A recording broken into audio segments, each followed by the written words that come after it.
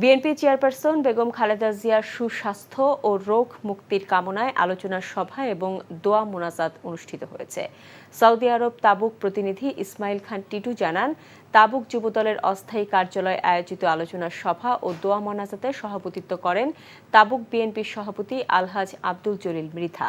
সংগঠনের সাধারণ সম্পাদক জাহাঙ্গীর আলম পাটোয়ারির সঞ্চালনায় বক্তব্য রাখেন তাবুক বিএনপির সিনিয়র যুগ্ম সাধারণ সম্পাদক আমির হামজা, যুবদলের আহ্বায়ক AKM আনোয়ার, বাবু ইউসুফ, মোহাম্মদ সাজু মিয়া, জাবেদ মৃধা, শামসুল আলম, আব্দুল আজিজ, আওলাদ হোসেন, মোহাম্মদ ফারুক খান, আব্দুর রহিম, ইউসুফ আলী সরাইল, জামাল খন্দকার, আবদুল্লাহ আল মামুন, আবু বকর মুন্সি, বাগদাদ হোসেন সিয়াম সহ আরও অনেকে।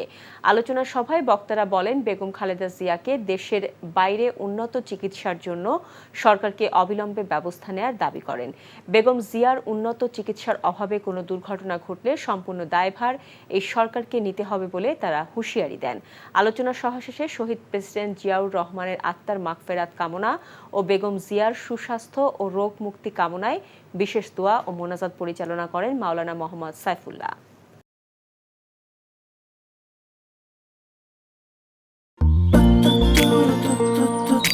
জীবনে এত মেয়ে দেখলাম, কই কোনদিন তো কারোর জন্য এরকম লাগে না।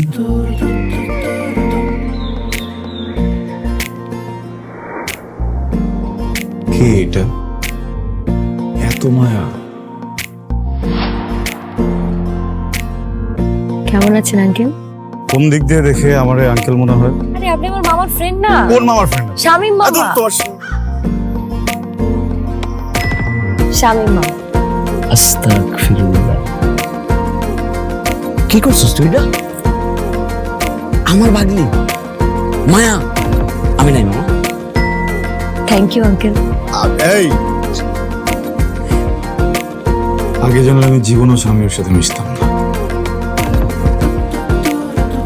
জীবনের প্রথম একটা আমি ভালো লাগলো, সেইটা নাকি বন্ধুর ভাগ্নি।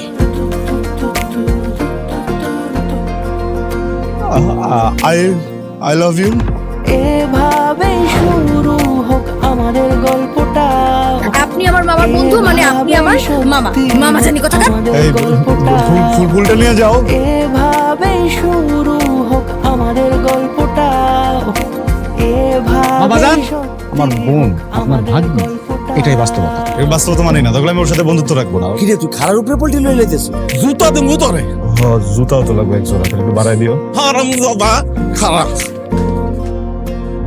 তুমি মন সারাটা সময় কাছাকাছি এলে ভালো লাগে, তাই শুধু কাছে টেনে যা।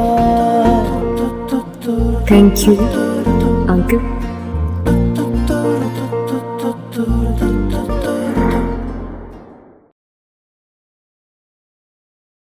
এখন জন্ম সনদ দিয়ে খোলো বিকাশ স্টুডেন্ট অ্যাকাউন্ট। নিজের বিকাশ নিজে কর।